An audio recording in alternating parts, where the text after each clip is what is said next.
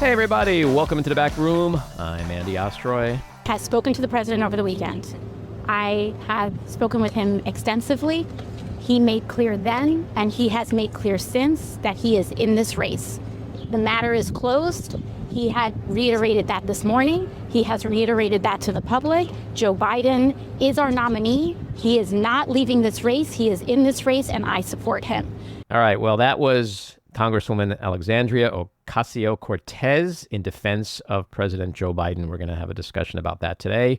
And we're also going to talk about the whole situation with President Biden with our first-time guest, Bakari Sellers. So stick around for that. We'll be talking with Bakari in just a second. But first, thank you for tuning in. We appreciate you listening. And we'd love to hear your comments. So email us at backroomandy@gmail.com and or post on our social media, and we'll read some feedback next time. And if you like the podcast, please rate and review and follow or subscribe, and you'll be notified every time we post a new episode. Here's some feedback we received this week. On our conversation with Rachel Bidekoffer, Janet Alexander writes, "Thank you for the episode with Rachel. There are millions of we Democrats feeling like we're living in the Twilight Zone with the Biden bashing." Rita Parker says, yes, Biden deserves to be reelected. It astounds me so many in the Democratic Party have been sucked into the black hole of suicide.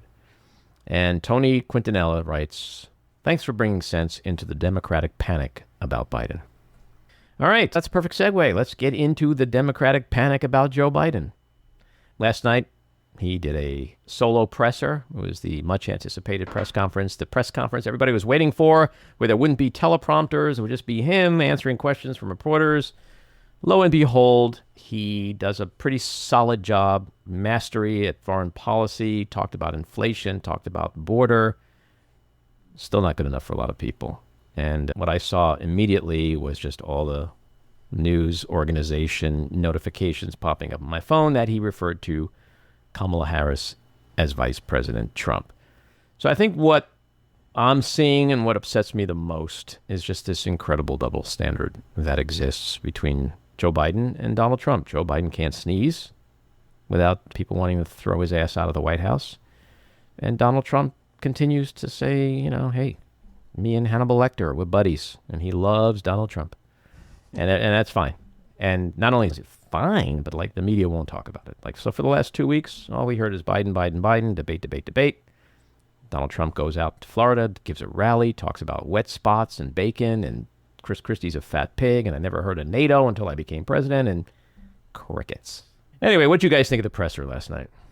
It was the best way to highlight Biden's strengths, and it's important for Americans to recognize that he is smart, he is on it, he has the respect of world leaders, he surrounds himself by the top and the best policymakers possible.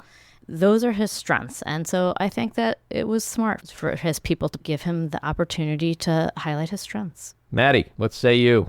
The big boy presser? The big boy presser. I mean, that was a terrible branding. I don't know why they called it that. I thought he did a good job. Obviously, he's not stupid. We know this about him. I don't think it makes one iota of a difference in the end result is that people are going to still want him out of the race. Well, I will agree with you and just sort of elaborate on that by saying it won't make a difference to the fully entrenched people on either side. The people who think Correct. he's capable, yes, will say, see, that's my Joe Biden. The 100%. people who want him out. So, but what it probably does do and will do, in my opinion, will take the wind out of the sails of the people in Washington who are trying to get him out. Yeah, I'm not even going to agree with that because unfortunately for him, there's several things that have happened since then, including Senator Blumenthal came out extremely concerned about the memo and the conversation he had with Biden's team. And the memo now, and this is from Biden's own team, has reduced the blue wall to only 3 states. They basically have to win Minnesota, Michigan, and Pennsylvania, or they lose the election. But by their own admission, That's catastrophic. But where I will disagree with you is that you are getting so deep into the weeds that the average voter's not in. I think we all kind of get obsessed with the minutia and the details and the weeds in a way that the average voter just doesn't. As far as the average voter, the numbers keep getting worse for him. 56% of Democrats want a different candidate. Okay. Do you want him out? 100% yes. If he's not, will you vote for him? Of course, those are Democrats. So then that number of we want him out means zip. It's when they go to vote, they'll vote for the guy who's better than Trump. Most people are going to do just like they did in 2020. Yeah. And some of them can hold their nose. Some of them can say it's the lesser of two evils. But when push comes to shove, just like we saw in France when they were literally faced with the country becoming fascist, they did the right thing. Now, I'm willing to sit here and say, maybe I'm naive and maybe I'm going to be wrong. But there's 4 months left of more Joe Biden potentially being okay Joe Biden and Donald Trump being unhinged Donald Trump. And one thing I can guarantee you that we will all agree on, none of us has a crystal ball. Nobody can guarantee that if Joe Biden stays in the race, he will lose. Nobody can guarantee that if Joe Biden quits and one of the other fantasy candidates come in, they will win. So what does that leave us with? Opinion. And in my book, if I truly believe in democracy and I hate Donald Trump for trying to overturn a free and fair election, opinion ain't enough for Democrats to overturn a free and fair election simply because they don't like the result of that one. I don't know how they're overturning anything, because if Kamala Harris were 14 million people voted for Joe Biden. And they also voted for Harris. She was on the same ticket. Are you literally going to sit here and tell me they voted for Harris to be president? You cannot possibly vote for Matty, someone. Well, I'm not going to finish. I'm going to finish finish this. That's right now. I give you. I give you props for being that creative. If I vote for a president that's going to come into office at 82 years old, you damn right I'm voting for that vice president at the same time, because there's no way. I just want to make sure I understand. You're saying 14 million people were like Biden, Harris, either one doesn't. I'm cool with both. No, my point is, Harris was his vice presidential pick. If you're voting for a president that's going to go into office at 82 years old, right, and his vice president is Kamala Harris, you're also voting for her because the chances of her becoming president is extremely high. After he's the nominee, after he becomes president, and should he become incapacitated? Yes, I agree with you 100%. So she is not someone that wasn't on the ticket. Not before he's a nominee and saying, hey, forget you 14 million people. We know better. So we're going to replace him with somebody we like, who we think is better and more capable. Joe Biden went through a primary process, was challenged by Dean Phillips. He's the only one who had the balls to go against him. Oh, no, don't forget Marianne Williamson. Don't you want to count her too? I do, because it shows that people could have gone up against him. And he got 28%. And now they're piling on. 28% of registered Democrats, and now 56% don't want him. Where were all because these people? Because it wasn't a real primary. Anyone who's an incumbent never gets. This is my favorite part, when the Democrats start talking Trumpian bullshit. This is not about rigged. It was rigged. It's not about rigged. Okay, it wasn't fair. No incumbent president ever really gets primaried. We know this to be true. Okay, so that's Obama didn't even have primaries in some states. So if that's the case, then why is this such a rallying cry? That's my question. Why is it rallying? What's the rallying cry? You just said that Obama and incumbents, right? That people don't primary them. Right. So why is this night different from all others? What I think Jen is saying, which is what I keep saying, is you don't attack your incumbent president by primarying him, but 4 months from the election, when he's already won the primaries and is 2 weeks away from officially being nominated, then it's okay? Then you have no problem attacking him? Where were you a year ago? Be like Dean Phillips, grow a pair of balls and jump in the race. That's silly. Why is that silly? That's democracy. Democracy is not telling me and 14 million people your vote didn't count. No, that's not democracy. The reality is Joe Biden is almost certainly going to lose based on all of the numbers in swing states by his own campaign. I actually do predict. Can you guarantee that? I can't, but I can tell you. Can anyone guarantee that? Here's what I will say. Wait. We got to stop the bullshit. There's no guarantee, and just talk logically. You have to look at the numbers and not pretend that you're sleepwalking into suicide, which is what you're doing. You're sleepwalking. And how many times after the debate did I have Democrats tell me, oh, wait till you see the numbers after that performance? And guess what? Washington Post Ipsos ABC poll shows them at a dead heat, 46-46. Not only the same numbers at the debate, but the same fucking numbers in April. So what does that say? A All the single people national saying, poll this doesn't mean debate, anything. it's over. You should wait to see the numbers. They were wrong then, and they could possibly, see, I'm not as arrogant as a lot of people as to say, this is what's going to happen. I'm saying, in my opinion, they were wrong then, and they are going to be wrong again, because none of us has a crystal ball. And so for my fellow Democrats to come to me and go, look, I can't guarantee it, but I think your guy sucks and is going to lose, and my guy's going to win, or my gal's going to win, you should be okay with me saying, fuck you and your 14 million votes, because we have this imaginary crystal ball. Nobody knows anything. Anything we do would be risky, obviously. So then it's opinion.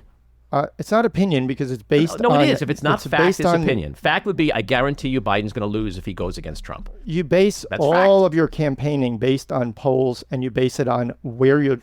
Why do you think he's in Pennsylvania 5 times? Not because it's opinion. It's because they're looking at the numbers and their internal polls I don't that care he's if the losing. numbers suck. But you show just me, said it's fact or opinion. It's not opinion that Matty, he's in Pennsylvania 5 times. You're like the Trumpers. You're like Donald Trump on election night. Wait, I'm ahead. End the election now. The campaign has 4 months left. We have seen that since the debate, Joe Biden's done pretty damn well. We've also seen Donald Trump is ranting and raving like an unhinged lunatic. We don't know. No, the three of us don't know. Nobody knows. Here's what we do know. We know that he's still the candidate. We know that very high-level Democrats are not happy with that choice. And we know that some high-level Democrats are. So let's talk about Donald Trump.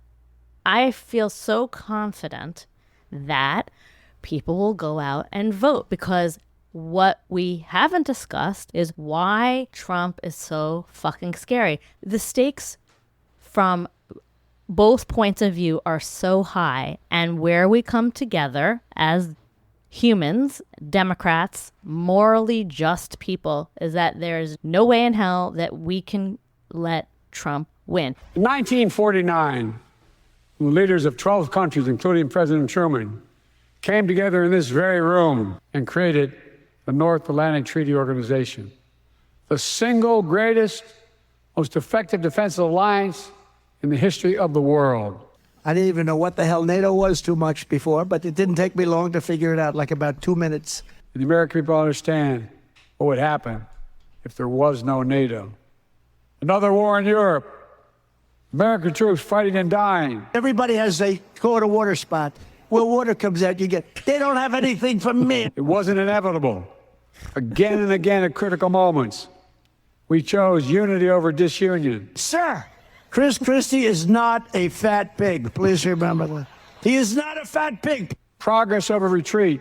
I said, no, I will not protect you from Russia. Freedom over tyranny. When people who love our country protest on January 6th in Washington, they become hostages. Hope over fear. Let's look at the Jefferson Memorial. Let's look at the Washington Monument. Let's go and look at some of the beautiful scenes, and you end up getting shot, mugged, raped. Make no mistake, Ukraine can and will stop Putin. I had a very good relationship with Putin. We talked about it. It was the apple of his eye. This is a pivotal moment for Europe, for the transatlantic community, and I might add for the world. Did you ever hear of Hannibal Lecter? They always say, oh, that's terrible, that Trump would say. He is rambling about Hannibal Lecter. No, I'm not rambling. Yes, oh yes, and quickly, says President Trump. Yes, oh yes. Jen, I'm kind of thinking that's might be what you were talking about before. That contrast. Thank you. Mm-hmm. But also, I love his rambles about Hannibal Lecter. They're great. He loved Trump. Who wouldn't? I mean, well, of course. who wouldn't? A fictional character? A fictional character wouldn't love Trump because he's not real. That's who I was wouldn't. going to say, let me clarify what psychopath, multiple murder, crazy person wouldn't love Trump. I mean, if he was a real person, he would love Trump. Let's be honest. So here's the thing. We know that for the next 4 months, 99% of the time, that's what you're going to get from Donald Trump. We also know that for the next 4 months, probably 95% of what we've seen since the debate is what we're going to get from Joe Biden. I'm with Jen. I think at the end of the day, people are going to be like, I know right from wrong. And you know what? I'm going to vote the same way I did in 2020 when I was faced with the same damn choice. We barely won by less than a percentage point, and he's down in every category from when 2020 he won. So is Trump. Trump has lost a huge chunk of his base. And he's, not for nothing. I don't want to be crazy here, but he's a twice impeached, 4-time indicted, convicted felon, adjudicated rapist fraud who literally says, I want to be a fucking dictator, and who has Viktor Orban, an authoritarian, at his house at the same time Joe Biden is impressing 30 heads of state at the NATO summit. I believe people are going to make the right choice. So when push comes to shove, this is what we're talking about now. These polls represent now in July. When you get closer to the nomination of the Democratic candidate and you get into the fall and you get closer, that's when you'll have better predictive polls. So right now, there's this crack. There's this crack that's open. There is this possibility that Biden will step down. I mean, I'm not stupid, right? This is what people are talking about. Very high level people. So as long as you have that narrative, which exists, the polls are going to reflect the opportunity of what it could be like to support somebody else. But that doesn't mean that's what it's going to look like in 2 weeks. Yeah, I think anybody who knows and has followed Joe Biden's career for 50 years who thinks he's stepping down is on some serious mescaline.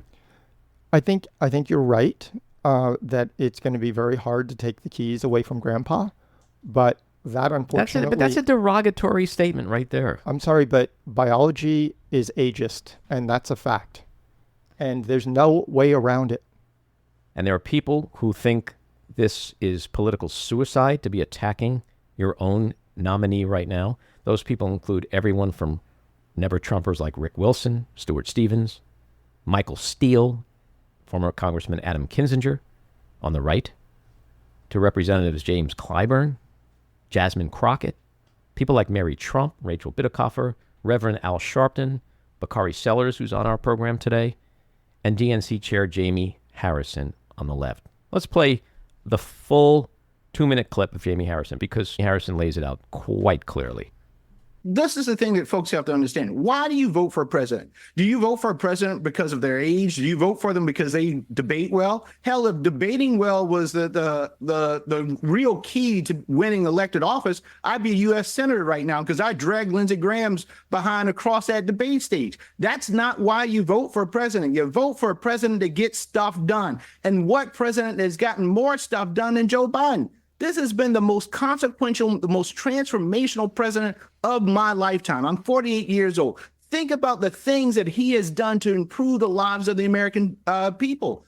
Right now, prescription drugs are lower because of Joe Biden. Right now, roads, bridges, internet's being placed in communities, lead pipes ripped out because of Joe Biden. Right now, 1 million veterans are getting more benefits to address the issues of being exposed to toxic fumes because of Joe Biden. The largest climate investment in the history of this country because of Joe Biden. This man has transformed the judiciary. He has appointed more black women to the courts of appeal than all presidents combined. That's because of Joe Biden. First gun safety legislation in 30 years because of Joe Biden. I can go on and on and on about how this man has transformed this nation as president. That's why you vote for a president. Donald Trump can't claim that, but Joe Biden can. And that's what we need. He has earned this nomination. It hadn't been given to him. He earned it because of the good work that he's done for the American people. And so we need to stick with him. Look at what the Republicans are doing right now. This guy has been convicted, Donald Trump, 34 times convicted felon, found liable of sexually assaulting a woman. And we're going to send that to the White House? Wake up, America. Wake up, Democrats. It's time to stiffen your spines and knock your knees and be for your president. Stop with all of the hand wringing. Let's focus on winning this election, not for Joe Biden, but for the American people. And he's right. Chairman Harrison is 100% right. I think you can call it stubborn, or you can call it bedwetters, or all the other derogatory terms, which don't really make sense. But I see the people who are calling attention to this as pulling the fire alarm, because what they see is catastrophic failure for both the president, keywords, the Senate, what they see. What Thank they you. see. That's all I'm saying, Matty. Correct. And all right. So as I of don't a see moment it. ago, I don't see it. So are you right and I'm wrong? I don't see it your way. Are you telling me I'm wrong? Are you telling me that I and 14 million other people are wrong because we don't see it the way you see it? Well, hold on a second. That's the issue. You just spoke for 14 million people. You have no idea. We already know 56% of Democrats want to switch candidates. I voted for him and I want him to switch. Okay. So I'm one of those 14 million, and Great. so do plenty of others. Do you hear me telling you you don't have a right to do that? Whether or not they stick to that decision is their decision. The period. point I'm End of making story. is it's very simple. Time is of the essence. To and you. if you no, time is of the essence. If To you. If the time was of the essence, I could just easily say, then why don't you lay down the gauntlet and get behind the guy who won you can and say said he's that. not leaving? Time is of the essence for both sides. I'll agree with that. So if you believe that there is almost no way that he could win, that it is catastrophic for him to continue this race, then it is incumbent upon you to speak out and speak out as loud as you can. Because if you believe that fascism is the result of him running, and it's just because we want to be nice to a person who was a very good president, but is no longer capable of running, then it's incumbent to speak out as loud and as often as And you do can. you appreciate and respect if I believe that him backing out and us losing is an invitation to fascism? Is that valid? It's a valid opinion, of course. Well, then that's it. Well, look at us. We came But full I- circle. my- You have an my opinion. only point I have an is- opinion. But what is fact is that when both parties are attacking the same candidate, that candidate is going to be damaged. I agree. That's why this has to end soon. So then what you're saying is I have a right to continue speaking out even though I am admitting that it's hurting Biden. That makes zero sense if you're really worried about fascism. Because if you believe that That's he gonna has help to bring drop fascism. out in order to win, then you have to speak out. That's obvious. All right. So basically what you're saying is yes, you're not going to give up regardless of the cost. Because I want to win, and I want at least a chance to win. All right, let's get to our winners and losers. My winner, Biden's persistent and strong foreign policy. U.S. officials see hopeful signs in Gaza ceasefire talks. Loser, Nikki Haley, who urges her delegates to vote for Donald Trump and yet has not been invited to the RNC. My winner and loser are the same this week, and my winner is President Joe Biden for being one of the most consequential presidents since FDR. You're a psycho, Matty. And my... I gotta finish.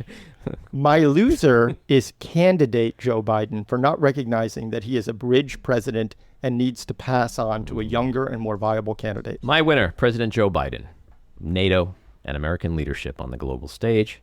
My loser, the media, for its shameful, one-sided coverage of Biden and Trump. All right, it's time for the rant. It pains me to say this, but some of my fellow Democrats are utterly full of shit. These past 2 weeks since the presidential debate, we've witnessed stunning hypocrisy from these folks. Like the rest of us, they've been condemning Donald Trump and Republicans for the past 4 years for attempting to overturn a free and fair election and subvert our democracy. But what are they doing now? Attempting to overturn a free and fair election and subverting our democracy. Throw out the duly elected winner, President Joe Biden. He's incapable. He won't win. So install someone who I think is better, more capable, and more able to defeat Donald Trump. I not only find that astonishing, but infuriating that my fellow Democrats, who are so fearful of America losing its beloved democracy if Trump is president again, could look me in the eye and tell me that they want to take away my vote and the vote of millions of others because they think they're smarter and know better than us. Let's get something 1,000,000% clear. It's a gamble either way. No one has a crystal ball. Biden could stay in and win, and he could also lose. Same as Gavin Newsom, Josh Shapiro, Gretchen Whitmer, Kamala Harris, or anybody else. So until you can guarantee me that one of these fantasy replacements can win, all you have to offer is your opinion. Same as me. At this point, every ounce of energy expended on attacking Biden is energy taken away from attacking the pathologically lying, racist, rapist, dangerous, democracy-hating, dictator wannabe sociopath traitor who presents the greatest threat to our democracy in our nation's history. Look, I get it. You don't like Joe Biden. You think he's too old and perhaps too slow and even too cognitively challenged. He's made his decision. So stop asking him what his decision is and start getting behind him because the more you attack Biden, the more you're helping Donald Trump win in November. All right, let's get to Bakari Sellers. He is a CNN political commentator. Bakari, welcome into the back room. Thank you for having me. Where are you right now? Are you in a hostage cell? Where are you? No, I'm literally in a back room. We record in New York. It's an actual studio, and this is where we do the pod. But I like the hostage thing. That's a lot more Hollywood. I was going to have you hold up a newspaper with the date so we could verify it. All right. It's always good to start off with some comedy. Sorry, let's start with the presser last night. What'd you think? The bar is low, but he did well. I mean, I think that he'd had Biden gas, Vice President Trump. I was going back and looking at, because somebody pointed me in that direction, when he was announced in Springfield, Illinois as the vice president for Biden, it was weird because Barack Obama called him President Biden, and then he referred to Barack Obama as Barack America. I mean, it's just these gaffes of his happen. But no, it was finally his team put him in a situation where he could win, talking about foreign policy with depth. You saw him talk about Israel and Gaza, Ukraine and Russia with depth that was a clear distinction between he and the 45th president. My concern, though, is, where was that, June 27th? Yeah. Well, you tweeted right after. You said, quote, "Can y'all ask Trump the same questions?" Isn't that indicative of a bigger problem that we've seen, I'll say the last 2 weeks, but there's a lot of people would say in the last 9 years, that the bar is so damn high for President Biden and literally below ground for Donald Trump? There's this crazy double standard. Yeah, I mean, I think that, we're in this period the last 2 weeks of a weird state of emotionalism being cast as journalism, because there are a lot of my friends who are in the media inside the Beltway who feel hurt or betrayed by the Biden administration because they did not know an 81-year-old was this old, right? And it's a weird thing. And so their reaction to that is to discover everything that they can, which would articulate that this old man is old. And it's troublesome. I'm like, look, Project 2025 is 30 chapters. It's 900 pages. It talks about eliminating abortion flat out. It talks about eliminating birth control flat out, eliminating the Department of Education, banning gay marriage, getting rid of all the DEI programs, African-American studies programs. And we're out here talking about the fact that my president happens to like Denny's at 4 o'clock, goes to bed early, and puts tennis balls on his walker. But that's who we know he is, and that is okay. He's better than the alternative, which would set our country back into a place where people like me would wake up every single morning fearing persecution. Mm-hmm. Well, right. He tried to address the 8 o'clock thing, but how many people want to do stuff after 8 o'clock that are in their 40s and 50s? What's wrong with... I don't want to go out. I have kids that are in their 30s and they're... Bush went to bed at 7. I read George Bush's autobiography. In his autobiography, he actually talks about, it's called, what was it called? Decision points? Can't remember. I refuse to contribute to the Bush wealth, although I actually like him more in his post-presidency. So I actually read it inside the Barnes & Noble every day. Didn't buy it. I was that guy who read it over about 4 or 5 weeks. But he actually talked about the fact when he was president, he went to bed at 7 o'clock. Yeah, I don't understand why that's a problem. It feels like some people literally don't understand what presidenting is all about, that this man is the leader of the free world, commander-in-chief. He's dealing with global situations in Ukraine and Russia, Israel and Gaza, China. He's dealing with domestic issues, inflation, border, crime, healthcare. He is the president of the United States. Okay, so maybe in order to do that job well, he's got to turn it off a little bit at some point in the day and get some rest. I don't understand why that's such a complicated concept for people to accept and understand. Look, I think that it's still a red herring. It's still something that need not get that much attention. We're in a consequential moment in this country. One that requires some level of thinking and cognitive ability and deducing and being able to turn the page. And we our one of the core pillars of our democracy, our journalistic institutions are failing us. I mean, the New York Times ran an entire article insinuating the president had Parkinson's because of visitor logs. And as if you worked in the White House, which I have not, I did not know this until the other day. I won't tell you who told me, but those are referred to as wave logs, like waves, because those are people who just come by and sometimes they wave, you don't see them, you don't interact with them. But they deduced, because a Parkinson's expert came to the White House 8 times, that the president had Parkinson's, not knowing whether or not the president was even there, corroborating it, not even having a discussion about it. They met with each other. And then lo and behold, this president has the most landmark and consequential Parkinson's legislation. Bingo. And it's like, it's for me, I just feel like we're failing on all fronts, and we need everybody to do something else. Are you suggesting that the president of the United States was behind a Parkinson's bill and actually wasted his time talking to a Parkinson's medical expert for 8 months? It's the weirdest thing ever, man. Well, it's all weird. It just seems like nothing Joe Biden can do post-debate is ever going to make the Biden quit crowd happy. And no matter how many times he says, I'm not quitting, they still keep saying it's Joe Biden's decision to make.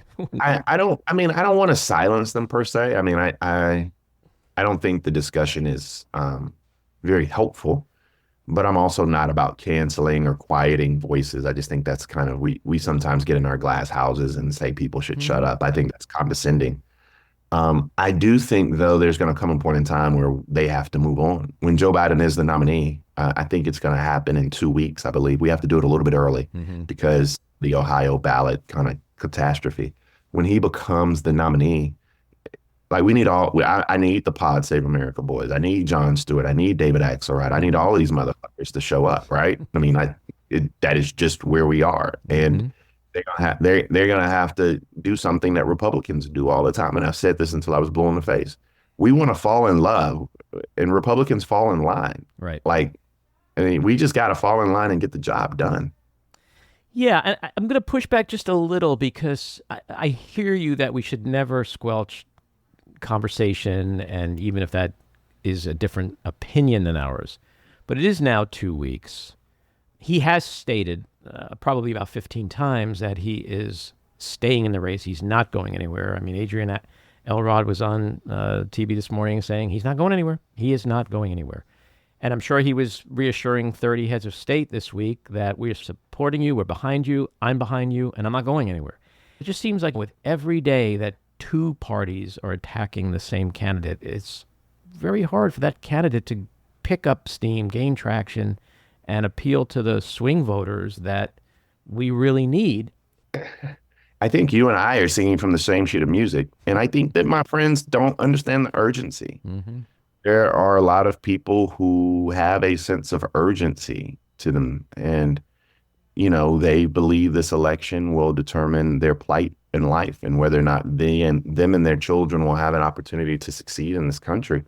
And I'm not sure my Beltway friends understand that. I mean, like I said yesterday on TV, like, when was the last time George Clooney actually talked to somebody who goes out and registers voters or knocks on doors or makes phone calls? I mean, when was the last time George actually, and I don't know him, but I like him. I mean, I would love to drink a beer with George, and I actually like his wife more than I like him, right? When was the last time he met with these individuals who are actually doing the work for democracy? Like, I appreciate donors more than people know. I've run for office. I know what it means to raise $30 million in a night. That's an essential part of our democracy as we live in it today. But we have highlighted the depths of the gap between realism on the ground and people who don't know what work it takes to create outcomes that we want to see. Yeah, but even the bigger question is, and I love George Clooney and love his movies. He's a great actor. But why, when it comes to politics, why does what he has to say mean anything more than anybody else? He's one man with one vote. Well, I mean, I think that we created that around the era of Barack Obama in 2008. We had this real intersection of hip hop, culture, sport, entertainment, and politics. And so And, social media has created this world where, and I don't know, Andy, you got to explain this to me. Like, everybody's a political strategist now. I mean, you never work on a campaign, never run for office, never run a campaign. All you did was sit in an Uber with somebody who was a candidate one time, and now you're a political strategist. Like, that to me is a weird phenomenon in a place that we're in where nobody's an expert on anything, but everybody's an expert on nothing. Mm-hmm. Well, speaking of experts, you did run for office, so you do know something about how to win, or not only did I run, but I won. So yeah, okay. So case in point, is it insanity at this late stage in the game to talk about anyone other than Kamala Harris? Yes. Stepping in. Yes. And then tell us why that's insanity. So it's insanity to talk about changing horses in the first place, right? Because we tried it in 68, we tried it in 72, and we got smacked. Mm-hmm. Also, if you think anybody else is going to leapfrog Kamala Harris, then you're just smoking. Like, amazing, Correct. Amazing, or crack. And the reason I say that is very practically from a political standpoint. There is a question over the interpretation, but from the way that I read it, the FEC has been pretty clear that the only person who can inherit the $240 million are the people who raised it, which were Kamala and Joe. Mm-hmm. So she has a $240 million cash advantage. Even if you say, Bakari, that's vague or it may not be interpreted that way, okay, well, tell me who Gretchen or Gavin's chair of their Arizona campaign is. Like, tell me who the chair of their Georgia campaign is, Mm-hmm. or who's running Miami-Dade County for them, right? Mm-hmm. There is no infrastructure in place. Kamala has an infrastructure. She has an ad team. I mean, it's kind of like she has to come in and be, and I mean, I'm not saying this as a slight, but she has to be Trent Dilfer on the Baltimore Ravens team that won the Super Bowl. Like, your defense was fucking phenomenal. All you need to do is not throw interceptions. And Trent Dilfer is a Super Bowl winning quarterback. Go figure. Good analogy. Yeah. And so, I mean, that is, and just from a pure emotional standpoint, if you think you're going to skip a black woman, the party will implode.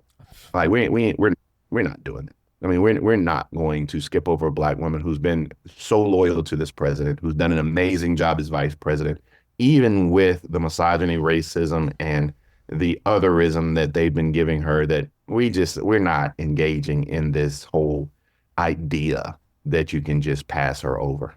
But that's just the thing. I talk to so many fellow Democrats who are in the Biden quit crowd, and their fantasy does not involve Kamala Harris. It involves the guy with the good hair from California and the white lady from Michigan. I say this as a Jew, the Jewish guy from Pennsylvania. I like the Jewish guy from I like them all. I like them all. And it's going to be a great. I like it a lot. 28 is going to be great.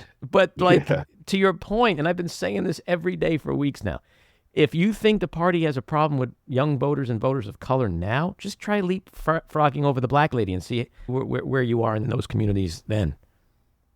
To their credit, though, all of them have, well, not all of them. There was no reason for Josh to say it, but both Gavin and Gretchen both said that they wouldn't challenge Kamala, right? So I get it. And I think the convention is going to be smooth. I think yesterday probably did more of a service to Joe Biden than we will imagine. And I think it's a team that, look, everybody may not like it, but this is what we got, and we know what's at stake. Well, that is the most important thing, is it not? I mean, we're not children, we're adults, and adults sometimes have to make the lesser of two evils decision, hold your nose, do whatever you got to do. No one's asking you to think Joe Biden is Rocky in Rocky 1 or maybe even Rocky 2.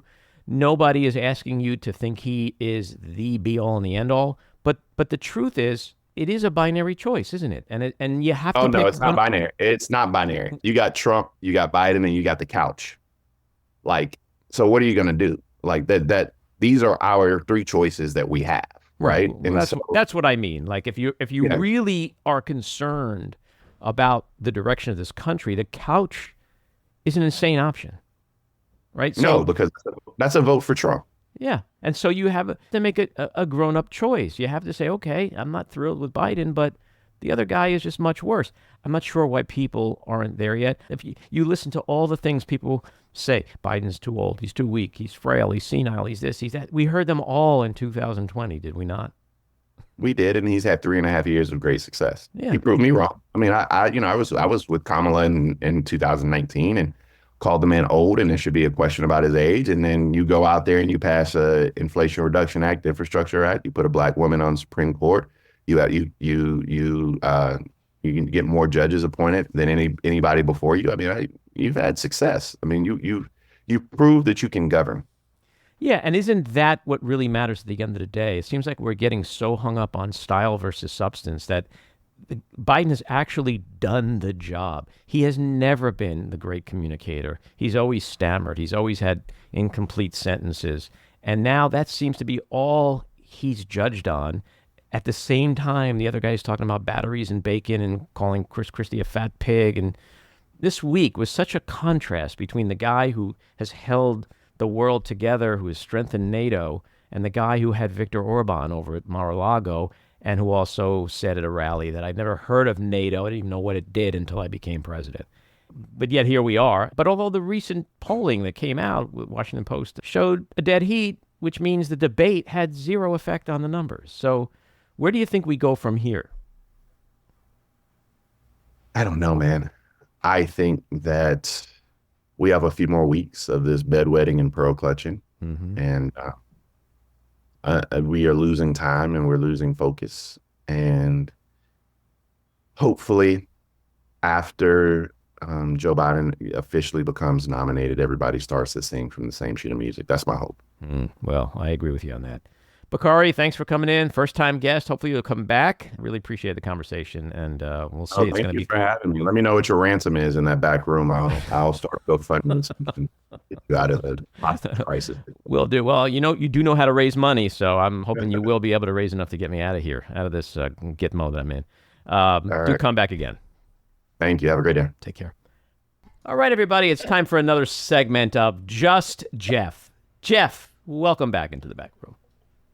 Thank you, Andy. And I just want to say before we get started, I was prepared to be on last week, and I found out the last minute I was going to get a vacation day, and I haven't had a vacation day for over 20 years. Well, let's put it this way. Every day has been a vacation day for over the 20s, but now I feel like this is almost like a real job because I have to prepare for it.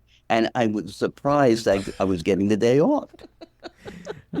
Anyway, is that like a backhanded slap? I feel like welcome to my child. I was just going to say, I'm just suddenly feeling like Jen here.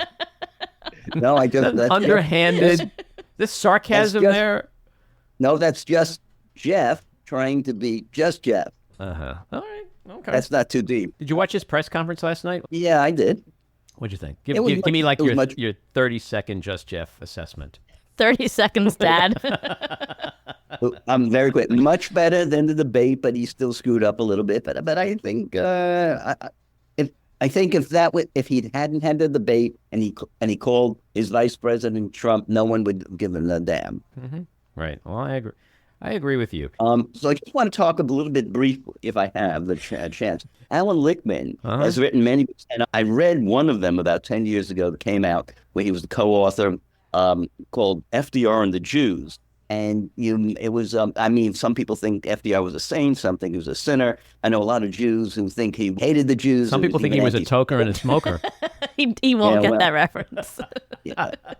Well, anyway, I think I would encourage everyone to read it. But he did a lot of research, and basically he was neither a saint or sinner, but FDR was a really smart guy because he followed Jeff's two political rules of electoral politics. And it was pretty amazing because he started it before I was born.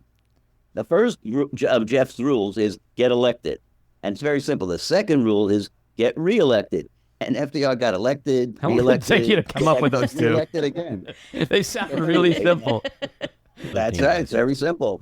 And actually both President Trump and President Biden are trying to follow my second rule of getting reelected. Mm-hmm. Any case, but you missed an opportunity. He said he predicted 9 of the last 10 elections. So which one did he blow? No, he technically predicted every presidential election since 1984, except actually he missed in one. 2000. Yes, he predicted Gore.